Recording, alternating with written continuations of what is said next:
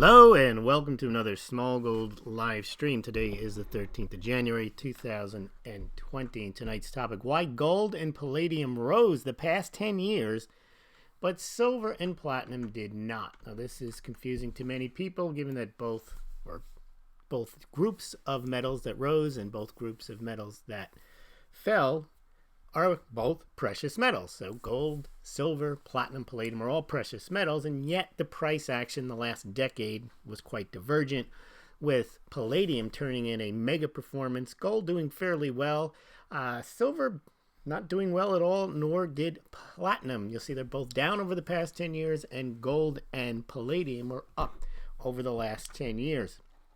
And we're going to go through why that was. It has a lot to do with, and then we're also going to take a look at the outlook for the metals going forward, but it has a lot to do with their supply and demand dynamics, which we're going to go through in great detail. We've got a lot of charts, a lot of data to get through. The charts will be on smaulgld.com for you to take a look at your leisure. If in case you miss a chart during the presentation, you can go to smaulgld.com and look up the title, Why Gold and Palladium Rose, but not Silver and Platinum. Also, we're going to talk about what impact manipulation has. Now, we've heard a lot that somehow the reason that the prices of gold and silver are down is because of manipulation. Well, yes, you can argue that all markets and gold and silver specifically are manipulated. That doesn't explain an entire decade of different performance between gold and silver. In fact, when Comex was first launched, the real reason was to prevent hoarding of gold, not hoarding of silver. And they haven't really done their job if they've been trying to keep the price of gold down, because gold is still going higher. And in fact, we'll see one of the demand components of gold is that central banks buy it, still hold it as a reserve, and they don't hold silver.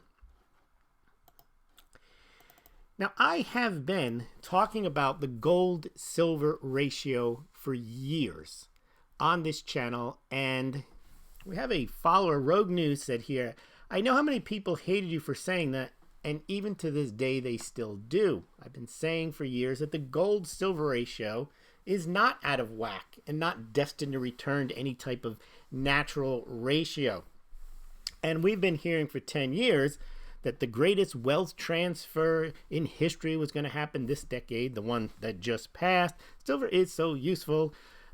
But, you know, so is copper, so is nickel. That's not an argument. That's not real. That's just a statement that's true. But you got to dig into the numbers as to what that usefulness of silver translates into in terms of ounces required to meet those uses.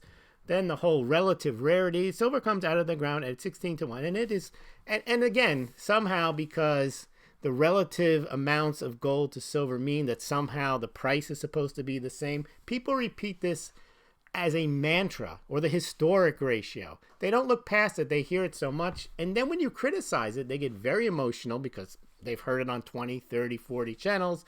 And you get, when I raise these things, who is this guy? What does he know, this guy? And yet, we're going to take a look at the charts. This guy has been absolutely spot on correct about the direction of the gold-silver ratio from looking at the historic data.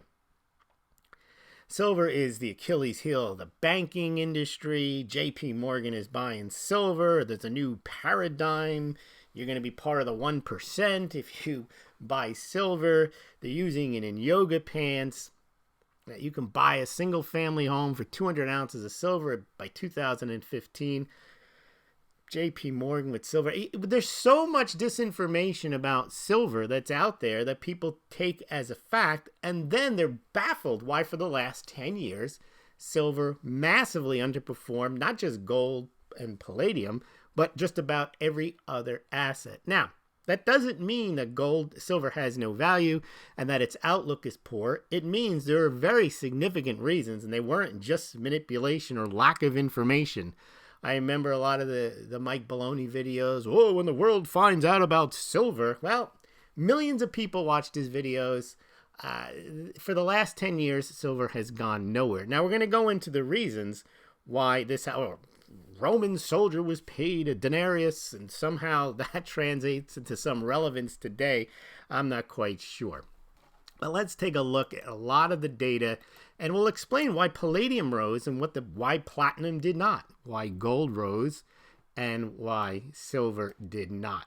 But this, again, has been something that I have been covering for the better part of the last 7 or 8 years to anyone who would listen. And I said that the gold-silver ratio would go higher unless and until either silver gets some type of commodity bid, meaning that there's some type of massive demand for silver. Just saying silver is so useful, they are finding more uses for it every day, does not translate into actual ounces of demand. And we have seen that the demand for silver actually in the past decade declined for industrial uses, which includes electronics and solar panels. Now, the solar panel demand increased somewhat, but that's a very small component of the overall industrial demand, which declined. Or the other reason silver could rise, or the gold-silver ratio come down on the basis of silver rising, is that silver needs to get some type of monetary investment bid. Now, we hear a lot of people say silver is money, period. You could say it all you want, but when silver was, quote, money, there was an actual demand for silver to mint coins. That demand is gone. But one day they will bring it back. No, they won't. Silver is not going to be used to transact absent some type of massive event where you return to the Stone Age and people have to start fresh without electricity. Now, all this may happen, but that's not what's fact. That's just an insurance component value of silver right now, which is totally undervalued. But the real value of silver is based on its current supply and demand.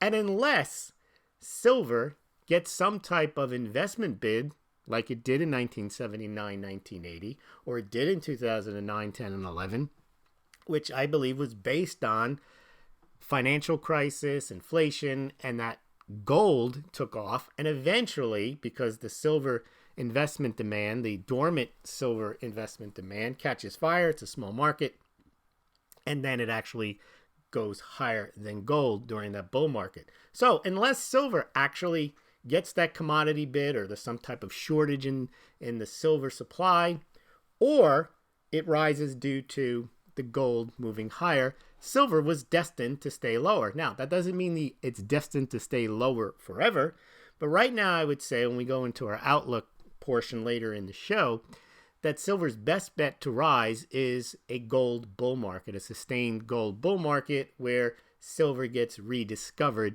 as a monetary or investment metal, which it has been declining the past few years.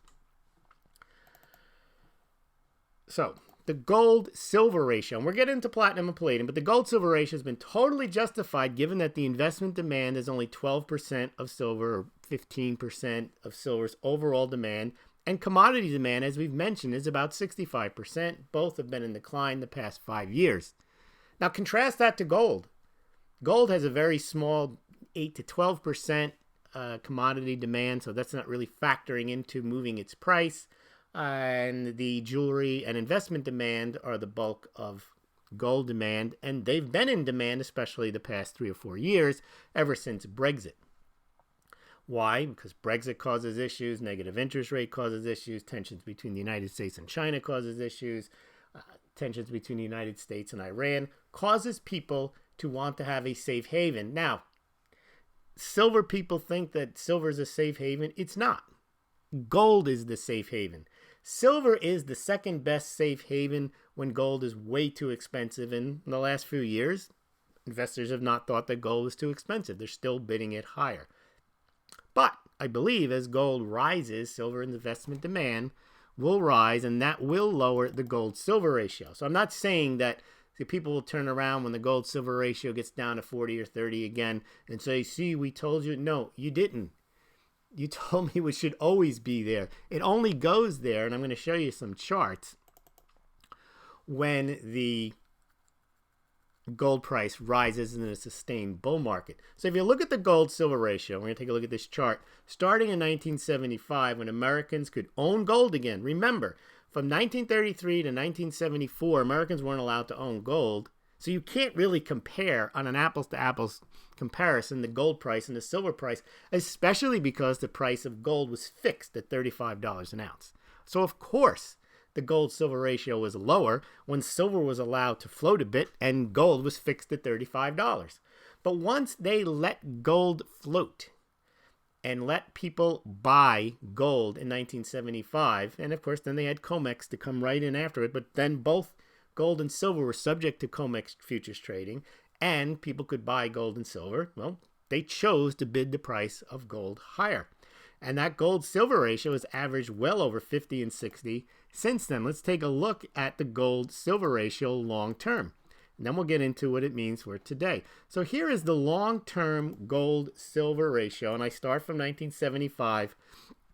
A lot of squiggly lines on here. For those of you who are not looking at the chart, I'll try to make sense of it. For those of you looking at the chart, take a look at the blue line. That is the gold-silver ratio. Now, before 1975, you go to the far left of the chart, 1970, you see a 16-to-1 gold-silver ratio. Well, that's based on a $35 an ounce gold price. But then as gold starts to rise, once you're allowed to own it in 1975, you can see the ratio creeps up to 40. And then during the 70s, from 1975 to 1980, both gold and silver rose. And the gold-silver ratio actually hit 16-to-1 in 1980 on the strength of a massive surge in silver, which only really happened in about a 8 to 12 month period, the end starting from mid 1979 until early 1980. But then once silver hit its $50 peak, the gold-silver ratio has never returned to 16-to-1. And if you look at the line I've drawn, it's a horizontal line across the center of the chart. You could see to the far right, that's 50-to-1. And that blue line, ever since 1980, has rarely gone below 50-to-1. And in fact, the lowest it got recently was about 32-to-1 in 2011. And again, that was due to a parabolic move in silver, which surpassed gold's parabolic move in 2011 when gold hit $1,911 and silver hit $50. But look at that blue line. That's a substantial piece of recent history. That is from 1980 to the current. And to start throwing out, well, historically it's 16-to-1. Yes, but when it was 16-to-1, gold was fixed from 1933 to 1971. Prior to that, there were all types of regulations. There was an entirely different landscape for silver. Silver wasn't really an industrial commodity in the 1920s and 30s. Right now, the big uses for silver were, between then and now, photography, which no longer is a demand use for silver, but also electronics, solar, and a whole bunch of industrial applications that didn't exist in the late 19th century, early 20th century. The main use for silver back then was to make coins. So you have an entirely different demand profile for silver back then, and in a sense, the gold demand really hasn't changed much. They've added some industrial use for gold, but gold has been primarily for people to hoard, to have, to cherish, to trade, to pass on to generations, where silver is not so much held in that way. And one of the arguments they say that's for silver, which I think is not for silver, is that they throw it away. Yeah, because it's not as valuable. Now let's take a look at that 5 and 10 year gold silver ratio. And again, this is during the entire period where you had a lot of the silver pumpers saying you got to transfer your gold into silver. The last 10 years, silver's the smoke and buy. I don't have any gold. It's just for amusement. I mean, silver's the number one. And look at the line there. And the rationale why it rose is basically what I've been saying, that silver does not have a monetary component despite the insistence of the silver pumpers. Gold still does. They demonetized silver in the late 60s, and they took the U.S. off the gold standard in 1971, but central banks still held on to gold as a reserve asset. Once silver was taken out of the coins in Switzerland, India, the United States, Canada, Italy, France, Australia, and a host of other countries, China, it never returned to any type of monetary use, whereas gold is still held as a monetary asset by central banks, and a good portion of the jewelry that people buy in places like India and China is really held as an investment. So even the jewelry component of the gold demand is part investment, especially your 18, 22 karat, 24 karat jewelry pieces, bangles, necklaces, rings, and so on. So there you see the 5-year gold-silver ratio, and that's based on a declining silver price and a rising gold price, or a flat gold price and a declining silver price. Look at the 10-year, same thing. Ever since silver peaked in 2011, the gold-silver ratio has gone nothing but higher.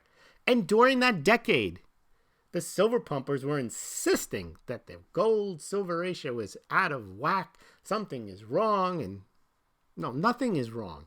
It makes total sense that the gold-silver ratio would rise, and it's not, I'm just looking at this in retrospective. I've been saying this, and you can go back on Smaulgld for years, and you can see it's gone straight up. Now, it doesn't mean it's going to continue to go straight up, and in fact, I believe if gold continues in this bull market, silver will start to play catch-up. That small percentage of investment demand will increase, and a certain percentage of investors will move over to silver. Now, what's historically happened when that does happen, meaning when silver spikes, it immediately dives. People realize, oh, well, that got a little hot too fast. I might as well swap that out for either fiat or back into gold. So you have to be very careful when silver. When people say it's a good store of value, it's nowhere near the store of value that gold is. Now let's look at the palladium silver ratio. Now a lot of people think that the reason silver also is undervalued is silver is money, period. There is no value to silver being money if it isn't needed, isn't required in order to transfer or to act as a unit of account or to act as a widely accepted currency. Silver is neither of those two. It could act as a unit of account, but no one spends silver dimes, no one spends quarters. In fact, you hoard that kind of stuff anyway. So silver has no monetary value right now. It has storable value, but that's not the same thing as a monetary value. Now, palladium has zero monetary value. So when people say silver is money, period, and that's why I own it, I don't understand the logic. Being money doesn't give it value. Palladium has no value as money. Now take a look. In the year 2009, the palladium silver ratio was only 10-1. Well, now it's 114-1 without palladium. Actually, until the last couple of years, I never even made palladium coins. The U.S. Mint just started making palladium coins. In fact, palladium was never an investor metal. Platinum, as we'll see, has been an investor metal, has been coined in the 19th century in Russia, wasn't a widely used monetary metal, but has some monetary history. Palladium has none. Palladium was only discovered, I believe, in 1803, and palladium's main use is commodity. Now, that shows that a commodity squeeze can really cause a metal to rise. Why? Palladium is so useful. It doesn't have to have 10,000 uses like silver. It has one main use, and that is in the cars. And they use it in the catalytic converters, and they make more cars, and end of story. That there's not much palladium. They use palladium. They have to have palladium. They don't use that much per unit, so it gets bid up to $2,000. We haven't seen a drop off in the sale of cars because of the price is rising because of the price of palladium. Nope. But the price of palladium in the last 10 years has basically gone from, what, $300, $200 to $2,000, a tenfold increase. So, palladium rose on the strength of a commodity bid. The problem with silver is, silver did not get a commodity bid because despite the whole, silver is so useful and they're finding more uses for it every day, and we could not lead our lives without silver and solar and yoga pants, there just hasn't been the type of demand for silver versus the amount of supply that there is to drive silver higher, nor has there been the monetary demand. That's the story of silver. That doesn't mean one day you won't get a monetary demand. I actually think you will. And you may get a commodity demand based upon perhaps electronic cars or some new use for silver, but anytime that there is a commodity where there is a demand for the commodity and it's an absolute must-have for the commodity, people are ingenious. They figure out ways to use less and less of it. So even though we've got more electronics in the world over the last 10 years, more solar panels over the last 10 years, the amount of silver used for electronics has actually declined, and the amount of silver used in solar panels has only increased modestly. And that's because they figure it out. Now, with palladium, they have not really figured out how to change the cars over to even something like platinum. Let me read you something from the Platinum Quarterly. Substitution of platinum. Now, you would think with platinum at $950 and palladium at $2,000, well, they would just switch over, easy peasy. No, substitution of platinum. This is from the Platinum Institute. Substitution of platinum to replace some of the palladium in gasoline three-way catalysts and in diesel oxidation catalysts is being investigated, reflecting the favorable pricing, obviously, of platinum being a lot cheaper, and market balance of platinum compared to palladium. To implement such substitution, extensive development and testing work is required to ensure that such reformulated catalysts will comply with increasingly stringent emission legislation. The development and testing work are not at an advanced enough stage to result in any additional platinum demand from substitution in 2020. Well, that will tell you that platinum is not going to get a commodity bid in 2020, at least according to the Platinum Institute. Now, you would think maybe they'll expand or accelerate their testing on platinum if palladium continues to rise. But again, right now, palladium is the essential metal for this type of thing, and platinum is not. Now, platinum has use, I believe, in the diesel conversion, the catalytic conversion. The problem with platinum's commodity demand is that demand is down due to diesel sales being down. So platinum and palladium this is a very important point, are not the same metal. They're not even close, really. Platinum is a very dense metal. It's even denser than gold. It makes it very hard to counterfeit for that reason. Palladium and platinum are entirely different metals, just as gold and silver are different metals. And a lot of people focus on the similarities, and they think, well, therefore, gold is like silver and silver is like gold, but gold isn't much rarer than silver, so therefore silver should be more expensive. That's almost a moronic argument. Palladium and platinum are not interchangeable either. And that's why platinum is getting the commodity bid, palladium is getting the commodity bid and platinum is not. The other thing is that platinum, like silver, is very similar in that platinum's investment demand is only about, you guessed it, 10-15% of overall demand. The rest of it, just like silver, jewelry, and then the rest of it is industry. And like silver, platinum has a declining industrial demand. Silver has a declining industrial demand, and it doesn't really have an increasing investment demand. And jewelry for platinum is actually down, whereas at least for silver, the demand for silverware and silver jewelry is actually on the increase. But a lot of that has to do with the price being low. Now, you would think with platinum having a low price, that demand would start to go up. But I believe the difference between silver jewelry and platinum jewelry is, first of all, silver jewelry is more attractive. It's a shinier metal. I think the reason platinum jewelry was desired was because it was more expensive than gold. Well, now it's like the third most expensive precious metal. Palladium is more expensive, and probably they are starting to make palladium jewelry. So I think that the demand for platinum actually for jewelry goes down as the price decreases, where at least for silver, we see in India, the middle-class Indians will buy silver jewelry because it's cheaper and it's decent, it's very nice looking. So you can actually get an increase in silver jewelry when the price goes down, whereas platinum, it loses some of its allure. And certainly it doesn't, the little luster that it does have if the price is lower. So palladium, you can see the big winner in over the last few years. Let's take a look at those prices long term. And we're going to see the big difference between silver and gold in general. And then we're going to look specifically over the last few years. Here is a chart showing 1970 to 2020. Now you can see the spike in the gold price in 1980. Big spike.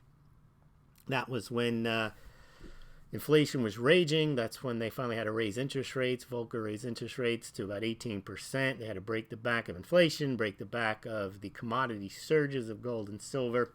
I remember that was just a few years after, less than a decade after Nixon took the U.S. and the world off the dollar gold standard. And then you see there was a long period of time where gold just held its value, just hung out, it fell. And then you can see the big rise starting in 2000 and essentially a parabolic rise up to nearly $2,000. You can see that steep incline from 2010 to 2011. And then we're back up around 1600. But let's look at the difference between that chart. You can see the stability of gold. It spiked for sure in 1980. But remember, from 1975 to 1980, those were uncharted years. They were the years after the gold standard had been ended. They were years when Americans could finally buy gold. They were years when the gold price was finally let loose from $35 an ounce, fixed by an act of Congress. Remember, Congress fixed the gold price in 1934, the Gold Act of 1934, at $35 an ounce. That was gone by 1975. So you could see gold took off, but gold held its own in the $300 to $500 range for the longest period of time and finally took off. But let's compare that now to the silver price. An entirely different story. Silver spiked in 1980 and then dropped and then was sub $10 for the longest time and never really rose until that little period of time in the late 2000s. And then it had its parabolic rise, but it only went to $50 again. And if you look at the difference, we're going to zoom in now on the last 10 years. Now you can see silver $50, nice increase, but not much higher than it was, in 1980. Whereas in gold, it more than doubled its all-time high from 1980. In 1980, it went to $800 an ounce. But in 2011, it went to almost $2,000 an ounce. Well, let's zoom in now over the last 10 years. Even the last year, you can see how gold is outperforming silver. Let's take a look here. So here is the gold 10-year chart. It's a very important chart. It's actually the cover thumbnail for this video. And it shows, this is almost a classic, if you guys have seen that classic bubble chart. This is what it looks like.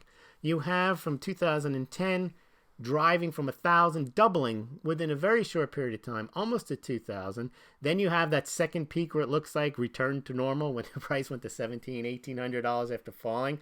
And then you see the big decline. And you see the decline go down to 1,400 in 2014. And then you see it bottom at the very beginning of 2016, the very end of 2015 at about, I think it was about 1080. And then it tried since 2016 to break around that $1,375, $1,400 mark. And I've got those lines on there. You can see it. It tried in 2016. It tried in 2017. It tried in 2018 and didn't make it. Finally, in 2019, it broke through and it peaked at about 1,550. And this year, it is above 1,550, or maybe right now at the moment, it is at 1,547. But it actually went above $1,600 earlier this year on the U.S.-Iran tensions. So you can see gold has revived. Gold is now in clearly a bull market. Now, that bull market, you can argue, started in 2016, but it really didn't break through and start accelerating. I would say the real bull market started in mid-2019 when the Fed lowered interest rates, when they said they were going to raise interest rates, when the Fed started doing not QE with the repo stuff. And that's when the price got above $1,375, $1,400. I think if it continues there, then it's a sustained bull market, but it clearly is broken out. But let's look at the 10-year for silver. The silver price it's not good looking. Here's the 10-year silver price. It peaks in 2011, and really it bottoms at the same time that gold did. It did exactly the same pattern from 2011 to 2016. You can see it peaked in 2011 at 50. It returned to normal. It tried to get back into the 40s a few months later, and then it's just stair-stepped its way down, down, down, all the way to about $13.90, $14 an ounce, again at the end of 2015, early 2016. Now, when it tried to rebound in 2016, when gold tried to rebound at $13.75, it got stopped at about $20 and a half. Has yet to get back to that.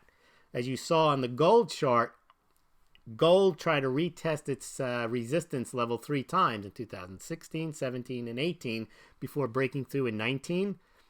Silver hasn't done it. Silver hasn't even broken through its 2016 peak. And it tried in 2019 and got to, you could see there, still under $20. Now compare that, that's the 10-year. And you could see also more vividly in the 5-year chart here. Silver going down, down, down, bottoming. Still, it needs to break above the 20 and a half. It needs to get to 21 before it can start to say it's in a bull market. It's not there yet. Even the most recent high of 18 and a half on the Iranian tensions, gold hitting a 7-year high at 1620, silver did not break it yet. That means that silver's not ready to do it. That means that gold hasn't yet been so convincing that people are going to take a look at silver. But let's look at the 1-year chart. And again, this also shows why the gold-silver ratio, even though silver's rising, is not going down significantly. Look at the 1-year chart. Gold started the year around 1260, 1270. And then you can see when it picked up in the middle of the summer when the Fed started lowering interest rates. But it peaked in September at about 1540. And since then, the last few months, gold went even higher than its peak of 2019. Contrast that, the 1-year chart, to silver. Silver has yet to take out last year's high. And again, it's because silver is lagging gold. Now, I do expect, if you can see it right here, silver peaking in September just when gold peaked. But since then, gold has passed its September 2019 high and silver hasn't. And there's a reason for it. Gold is still the go-to metal. We saw gold rise higher in January this year on the Iranian tensions than gold did. I mean, gold rose higher than silver did during the Iranian tensions, and gold is higher now than it was in 2019, and silver still can't take out its 2019 high. Nonetheless, it's 2016 high. So silver is still lagging. Now, you could say this is a big opportunity for silver. I'm not going to argue with you, but this is where we are now. All right, so let's now take a look, though, at the prices of palladium and platinum and compare those two. Well, palladium is just an astonishing chart here. You see it got as low as $200 during the financial crisis, and now it's $2,100, somewhere around there, well over $2,000. That is just a parabolic rise. And none of that has to do with palladium is so useful in our lives. They're finding more uses for palladium every day. There are no palladium pumper channels. There are no palladium advocates saying that palladium is rarer than nothing. This is pure commodity play. This is pure demand. This has to do with the fact that there's just not that much palladium and there's a need for it.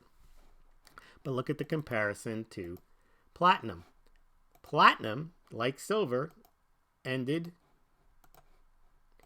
the decade down, down, down. I believe that platinum has lost whatever. I think people rushed into platinum. Platinum's usually been a metal more expensive than gold. It's only the last decade that it's actually lost that. And you could see it's gone down. And now again, you could look at all this and say, well, now it's platinum's turn. Now it's silver's turn. Maybe not so fast. Maybe platinum still is not going to get that commodity bid. And maybe it won't get an investment bid. And maybe it won't get a jewelry bid. Might get all three. You can't tell. But it was pretty obvious the last decade what was happening. Silver got no commodity bid and silver got no investment bid. And gold really didn't recapture its investment bid until 2016. With Brexit, that started to kick it off, and then the negative interest rates and the debts of all the countries. People started to realize that ECB going negative, Bank of Japan going negative, Bank of Japan doing QE, buying ETFs, the ECB doing the same, China going on a real binge. The other thing is, investors are aware that China is a debt Ponzi scheme, but then one of the things, the gold pumpers, they make it sound like the reason that gold is going to go higher is because the Chinese have some secret plan for gold. They don't. They have no plan. They have a lot of debt. No amount of gold is going to save them from that. However, China will help boost the price of gold based on the way they blow money, and they basically cheapen the currency because they also borrow in dollars and they owe trillions of dollars as well. So China is actually a good thing for gold, but not for the reason that the gold pumpers say that they're buying gold and they know, and Sun Tzu and my Belt and Road and all other nonsense. Gold, what China is doing is helpful for gold for sure, but not because China is going to crush the dollar or any of that other nonsense. All right, so there's your platinum chart, and you can see clearly platinum, no monetary demand. No one says platinum is money or palladium is money. Neither of those rose or fell because of their being money, and being money for silver didn't help at all because, first of all, silver isn't money, and it really wouldn't help at all. The only time that, again, you're going to get silver to go higher because it's money would be in a catastrophic event where the electricity goes down and people, there's no guarantee that this would happen, would decide they need to use silver as a medium of exchange, and that would drive the price of silver higher. If you're waiting for that to happen, you're not going to be rich anyway, because if the lights go out and the electricity goes down, there's not going to be much for you to buy. So whatever value you think you have in your silver, you're not going to have. It's much more valuable for the world to be producing and the lights to be on, and for the metal that you own to be useful now, not at some mythical point in the future where everything collapses and you're sitting there holding a box of a monster box or a bag of bartered dimes. But again, the pumpers won't tell you that. They'll tell you that's what you got to have, and silver is money, period, and they're finding more uses for it all the time, and then the new paradigm, and it's just a bunch of nonsense. And that's why for 10 years we've not seen the... But you'll see, the thing is, what happens in all of this is you get the concept of... you get this, what I call cognitive dissonance. I actually did a poll on it.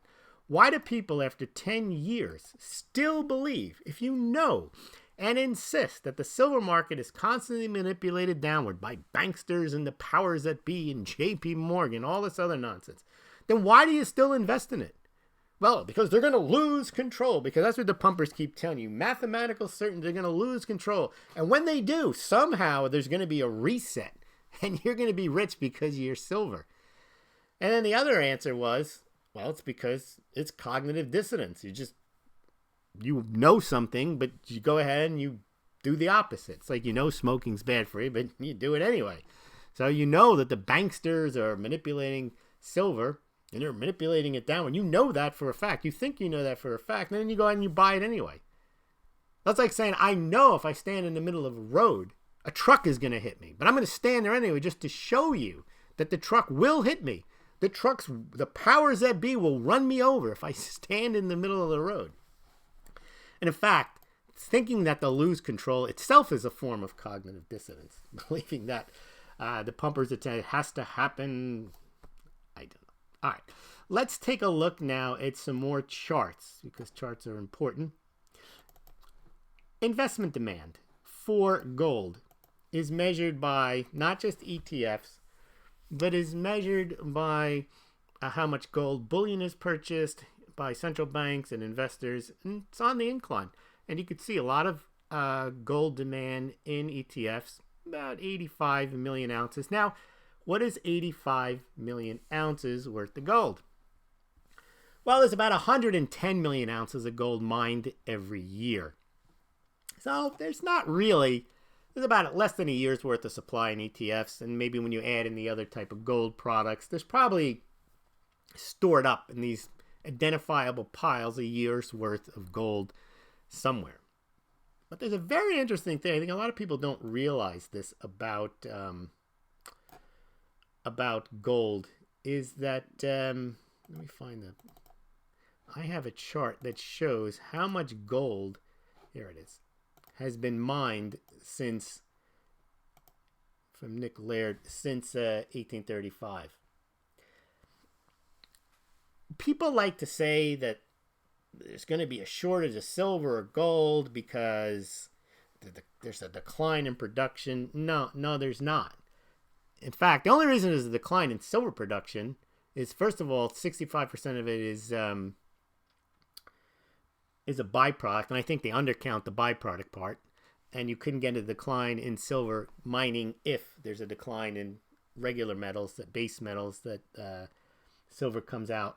And then there's only about 20-30% of silver that comes directly from silver mines. Well, yeah, that part is going to be down if the price of silver is lower.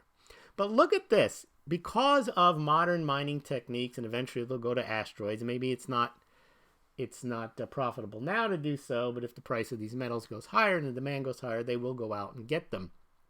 Just like they never used to mine deep for gold, used to be able to get stuff off the surface. I mean, you think about the gold rush of 1849, they just went into a river and just panned it, and then eventually, they got some gold. And now they're talking about, they haven't mined the floor of the ocean, but here's a point I like to make. Look at the gold rush. I've identified in this chart 1849. You see the big increase in the world's global mining production. And it went from like 30 tons a year to 200 tons a year. Well, now you're at like 3,500 tons a year. But back then, that was so significant. That is a huge increase. And yet you look at the map, you look at the chart today, it's pretty much nothing. But I remember a story I read about shipwrecked gold, where in 1857, I think it was the SS Central American steamship, it got sunk between New York. It was heading from Panama to New York in a hurricane, and it lost 10 tons of gold. Now, 10 tons of gold back then, there was a significant portion of the global gold that was available. And that means that that caused a financial panic. That would be like, 3,600 tons of gold getting just lost. And plus, back then, it was important in the production of, people were using gold coins in the 1850s, 1860s. When this ship went down, that meant that there was all of a sudden a big lack of money. Money was just sunk. Now, they've since recovered that, and you can buy these coins from these investment companies that recapture the sunken gold, and they get the coins graded and so on. It's very interesting. But I find this chart interesting. It just shows the ingenuity and the technology that man can come up with in order to extract more metals. It was much easier in 1849 to get gold than it is today, but look how much gold. They've got these global companies that go out and they get gold. There'll be increases in silver production if it's necessary, if the price rises, but right now it's not necessary. You got a decline in commodities, commodity demand, so there's no need to increase gold. And you see all these silver pumpers, they're running out of silver. Silver's going to become extinct. No, it's not. It'll become extinct where you can go into a silver mine and just chip off a block of silver. That's all gone now anyway. But I mean, there are so many ways now that they can crush stones and extract the metals, and they get better at it every year. It's just expensive to do, and frankly, for $17-18 an ounce, they're not going to do it, especially if there's not an increased demand. People keep insisting it has all to do with commodity, Comex trading, the Crimex. Yes, there is manipulation in silver and gold, and they can short sell it, but a lot of the manipulation also has to do with just spoofing on the upside and downside. But if you want to believe that JP Morgan bought Silver Eagles, have at it. That somehow they're going to hold on to a losing silver position for 15 years because they don't care about quarterly returns, and they like to not put stuff on their balance sheet, and that somehow JP Morgan is looking to get rich off of silver. Go ahead and believe that. I mean, there's no evidence of that. That's just, but people in the silver community believe that is gospel. Just like they believe silver is so useful in our lives, and they believe that the last 10 years would be the greatest wealth transfer in history and all this other stuff. I don't know. The numbers are not in the favor of the pumpers. They tell you half the story. They omit facts. Just the way it is. But again, if you want to believe that, that's why, again, this channel, if you look at the comments here, was not, it's why this channel is, some guy actually said he stopped following me because of this type of analysis. Because they believe that the reason silver is down has nothing to do with anything other than pure manipulation, which is complete nonsense. Because while you can knock the price of silver down, remember, gold is the bigger threat, not silver. And you can knock silver down, you can knock gold down, but you can also knock platinum and palladium down if you wanted to. And if there's a real demand for it, there's so much you can do by naked short selling. In fact, gold, because it has no real use at its current price other than jewelry and for investment, that's the easiest one to knock down. Why? Because if it gets too expensive, it doesn't matter. Whereas with silver, the real value in silver, or the demand for silver, is for use. So you can, the one that they can knock down is the one that only has value really as an investment, and that would be gold. And still, gold's doing much better than silver. Let's take a look at other places. At the we looked at the gold ETF. We said there's about a year's worth of supply in the gold ETFs. Let's look at silver. It's about the same. There's about 800 million ounces of silver mined every year, 850 million give or take, and there's about 700 million ounces of silver. Same thing.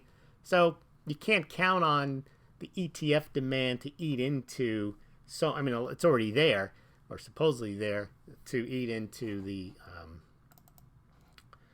amount of silver that comes out of the ground. Amount of silver that comes out of the ground every year mostly goes towards new jewelry for gold, and then the rest of the industrial demands for silver, and then the whatever other uses for silver there are, jewelry, coinage, and so on. Now platinum, same thing. Platinum, actually even less. There's about 3.8 million ounces in platinum ETFs, and in platinum ETFs, they mine about 6.1 million ounces. So there's actually less than a year's worth of platinum supply in the platinum ETF. And palladium also has about 6 million ounces. Now think about that though. Platinum and palladium have very, very, very small amounts of production every year. But think of it this way. If you think, well, there's only 16 times more, 9 times more gold produced than silver, so therefore silver, and it's a stupid argument, that silver should only be 9 times cheaper. Well, gold, we saw, they do 110 million ounces a year, and they only do 6 million of platinum. How come platinum isn't much more expensive than gold? In fact, platinum is cheaper when it's like almost, it's like 50 to 1 in the amount of, what is it, there's only 6 million ounces of platinum produced every year, and so that's like the 20 times. Yeah, it's like 15 times less plentiful than gold. Well, why isn't platinum 15 times more expensive? Because relative rarity doesn't determine value. That's just a foolish argument to even think that. And palladium, you would say, well, that's even. You know, it's only at $2,000. It should be like $50,000. It's nuts to say that somehow because something is rarer that somehow is going to determine the price, and therefore the gold-silver ratio is out of whack because there's only 9 times the amount of gold produced to compare to silver. But again, that's something that is repeated ad nauseum by the silver pumpers, and people believe it, and then they say that's why it's out of whack and this is unsustainable, and they can't. Yeah, well, we've seen the chart. It's very sustainable. Has been for 45 years.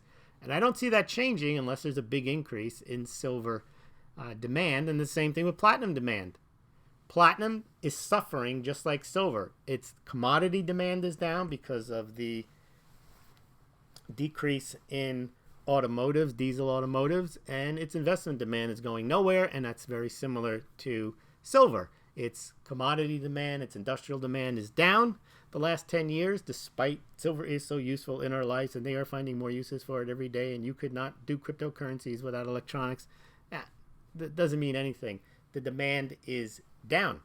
Now let's take a look at the warehouses, and eventually we're going to take a look finally at the outlook based on the commitment of traders. I'm not ignoring Comex trading. We're going to get to that. But it doesn't explain totally the underperformance of silver. Because remember, gold and silver can be manipulated. It's not that they manipulate silver. Well, you can believe that.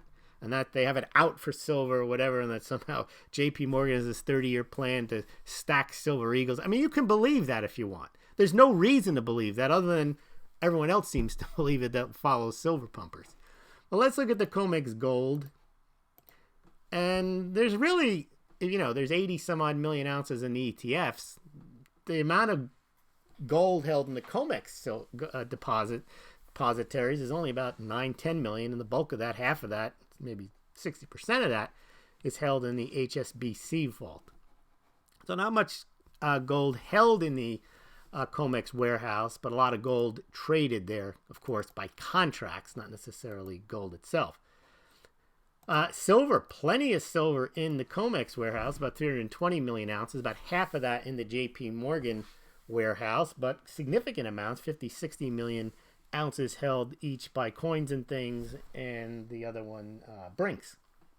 So lots of silver, much more silver on a percentage basis held in the Comex depositories. But again, that's about half of a year's, a little less than half a year's worth of silver mining supply. But this is the silver that's available to meet the contracts if the traders so wish to have delivery. What people don't realize is that traders don't wish to have the silver because they're going to put it in their bunker and they're going to barter with it. They want the fiat profit from the silver trading.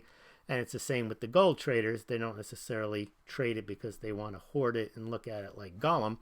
They want it for the fiat value so they can spend it on yachts and whatever else they buy with their millions of dollars.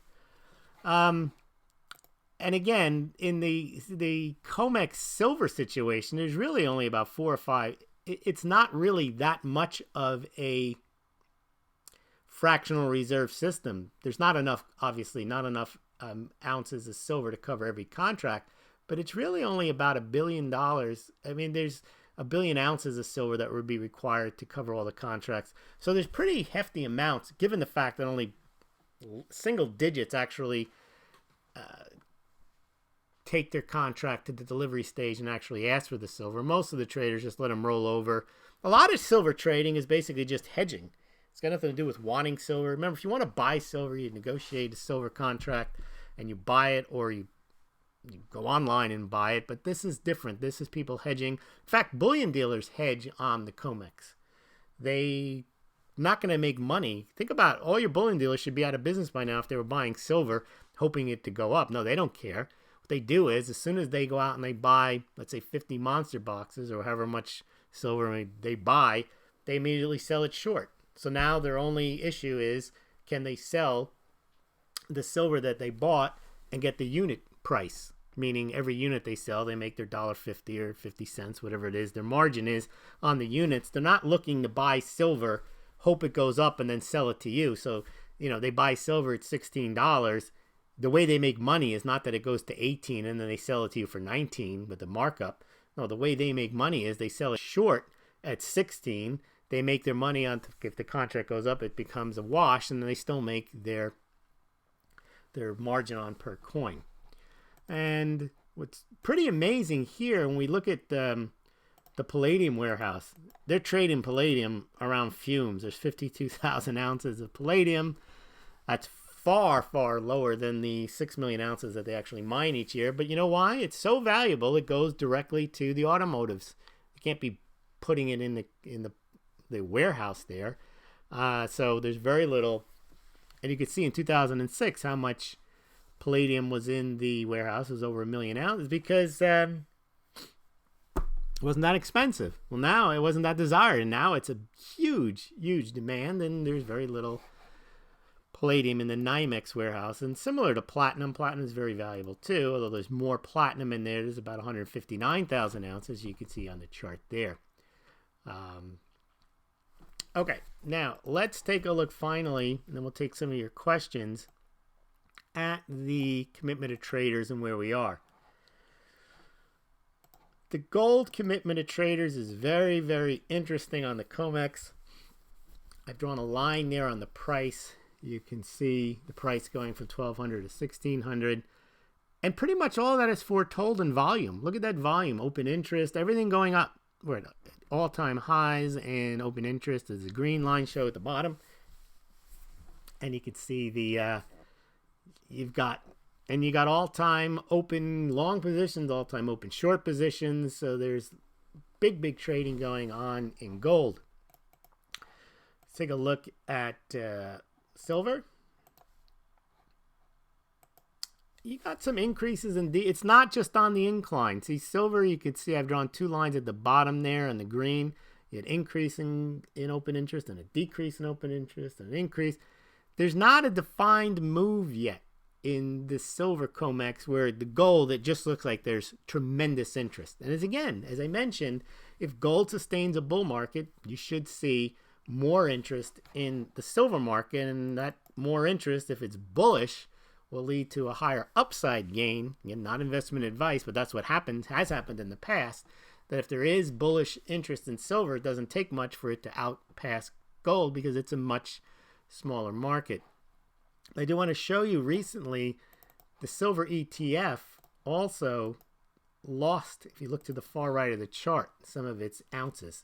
It increased dramatically in the middle of 2019, but it looks like a lot of it sold off, about 50 million ounces in the last couple of months there. That's a pretty dramatic increase, and then a fairly substantial decrease to the far right of the chart there in 2019 and 2020. Whereas the gold is a little more still on the upswing, you can see there, different than silver.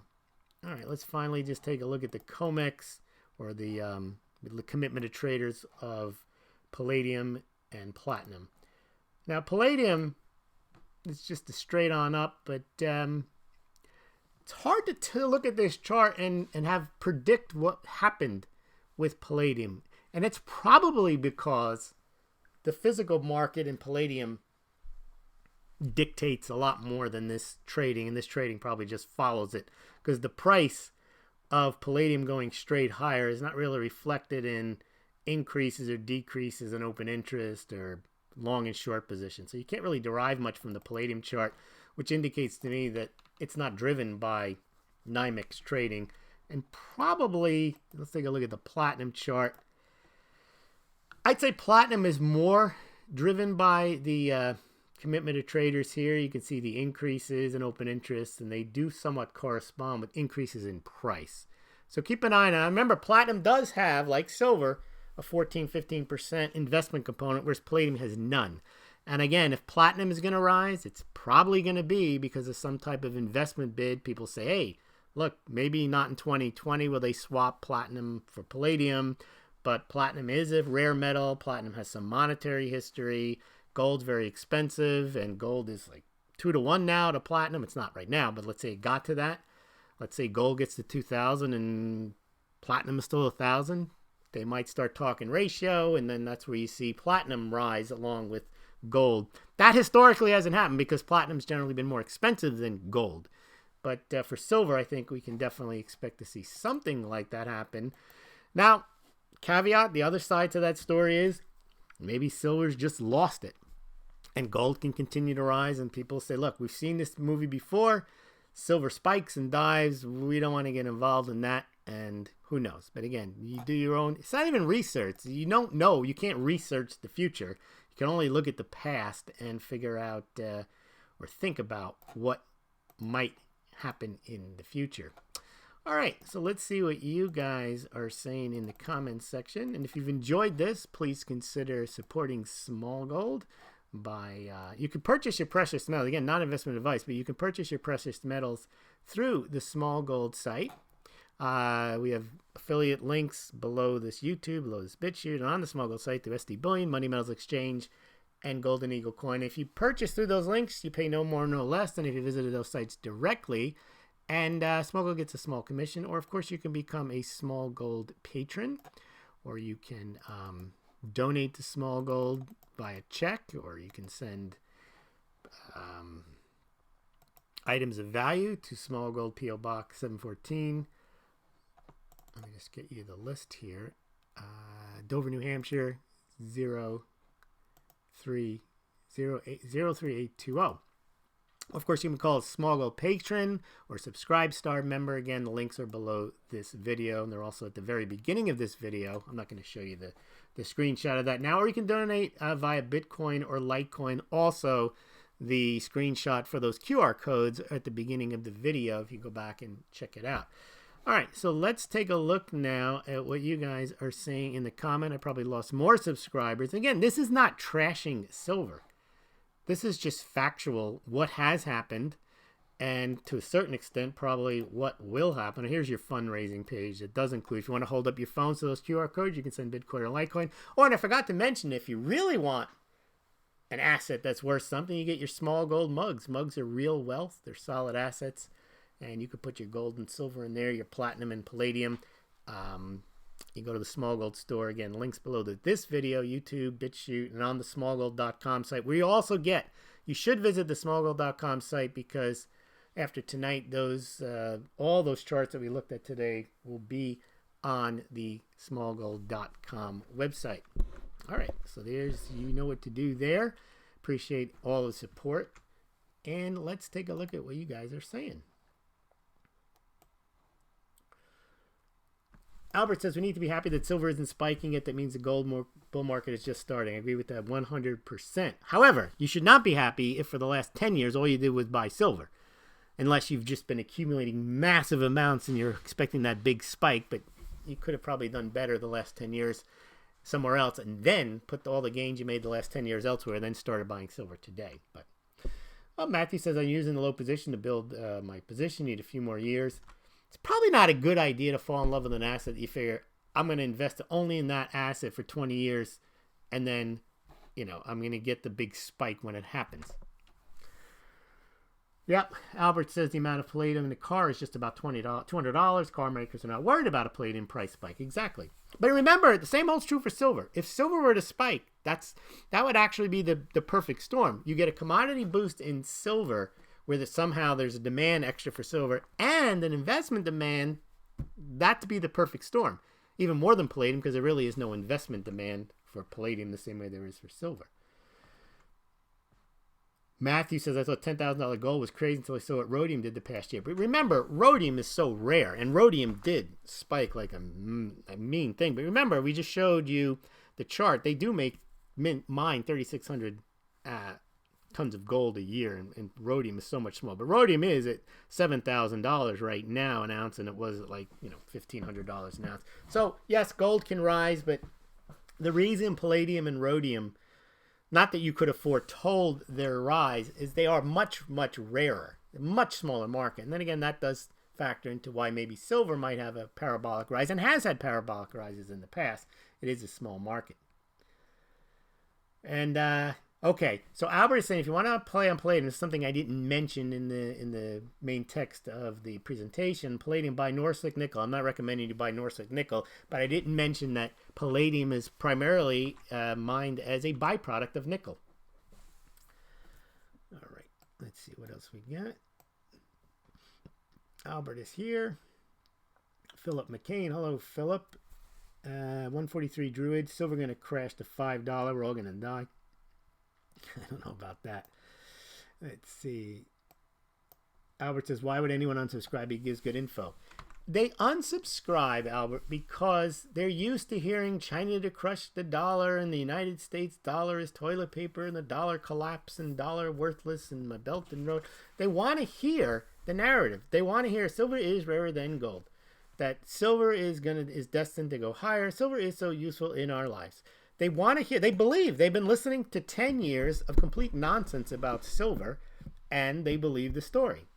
JP Morgan's buying silver eagles. You can prove that they're not. No, I can't. You can't prove that they are. That's how those things work. The person who asserts something has to prove it. You're not supposed to disprove something that no one has proof for. It's like saying you have to prove you're innocent. No, in a trial, they have to prove you did it. You have to prove you didn't rob the bank. It's kind of hard to do. All right, Ken Stinga, greetings, stackers. Just got here. Everyone to replay. He's drinking wine from my mug. Well, I'm going to advise you to go back and listen to the rest of it because we're pretty much done here. But enjoy your wine and your Smaulgld mug. We also have beer steins, too, for those of you who imbibe in beer. We've got a nice 21-ounce beer stein. I can show you some of the pictures. You guys should pick up some of these mugs. They are... I got to see if I can find the pictures. I'm going to do a little mug sales here, and then I'm going to let you go unless there's more comments. I hear that. Here's the mugs. These Smaulgld mugs really are cool. And I used to get a lot of pictures. People sending me. Here's an Australian fan sending us their fake Smaulgld mug, feeding their cow there. You know, they complain that they say, here's some more fake Smaulgld mugs. There they are. The problem with the fake Smaulgld mugs, the argument is that we now ship to Australia. Not from Smaulgld.com, but I do have a supplier that will ship all over the world, and you pay local shipping. But there's some of the Smaulgld mugs. Now, I ship personally the Smaulgld Game Changer mugs there. The red one, there's the Smaulgld Super Classic on the left, and then the Smaulgld Classic on the right. You can buy the Smaulgld travel mug from the store, and also the Smaulgld, they call that an espresso mug, but that's really about 8 ounces. I never saw an espresso mug that big. That's what they call it in the store. You can get your pet bowls, Smaulgld mugs. Look at that. You've got a dog. We've sold a few of those, surprisingly. Not that the dog knows the difference. But let me show you the really cool, look at this Smaulgld mug stein. Now, that's a really cool looking mug. You can get that at the Smaulgld Zazzle shop. There, again, links below this video. And we also have, here's what they look like when you fill them with beer. There's that frosted mug. I really like that frosted mug. It's a little smaller. Frosted mug is 16 mugs. The other mug is, I think, 21 mugs. It pretty much fits 2 beers there, 2 Czech beers. That one, and of course, you can put your Mountain House in a mug for those preppers. There you are. Here's your Pasta Primavera with your Smaulgld mugs. A lot of people send us some really cool stuff.